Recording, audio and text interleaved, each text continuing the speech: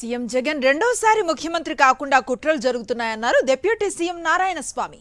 దేశాన్ని నాశనం చేయాలని చూసే వాళ్లంతా ఒక్కటయ్యారని మండిపడ్డారు. వైఎస్ఆర్ మరణానికి కాంగ్రెస్ చంద్రబాబు కారకులని ఆరోపించిన వారంతా ఒక్కటయ్యారని, ఎవరు కాంగ్రెస్ లో చేరినా సీఎం జగన్ కు వచ్చే నష్టమేమీ లేదన్నారు.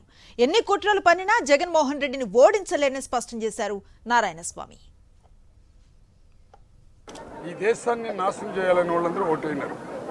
ఈరోజు రాజశేఖర రెడ్డి ఆయన ఎఫ్ఐఆర్ పెట్టి కాంగ్రెస్ని తూలనాడి ఎఫ్ఐఆర్ పెట్టి ఆయన సావకుడికి కాంగ్రెస్ ఏంటి మన చంద్రబాబు నాయుడు అని మాట్లాడిన వాళ్ళందరూ కూడా ఇప్పుడు కాంగ్రెస్లో పోయి చేరి రాజశేఖర రెడ్డి పోటీ పెట్టుకుని ఓటు అడిగే కార్యక్రమాలు వాళ్ళు చేస్తున్నారు.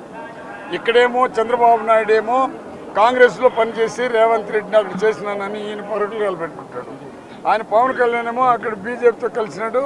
ఆ బీజేపీతో కలిసి కంప్లీట్గా ఆయనకి డిపాజిట్ లేకుండా ఆయన చేసుకున్నాడు.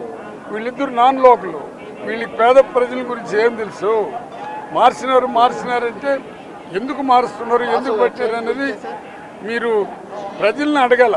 ఎవరిని మార్చినా ఎవరిని పెట్టినా జగన్మోహన్ రెడ్డి దగ్గర పథకాలు తీసుకున్న పేదవాడందరూ ఓటు హక్కు ఉండేవాడందరూ జగనన్నతో ఉంటారు. జగనన్నకు ఓటు వేస్తారు కానీ వేరే రకంగా ఆలోచించరు. జగనన్న క్యాండిడేట్స్ ఎవరైనా వాళ్ళకి ఓటు వేసి గెలిపిస్తారు.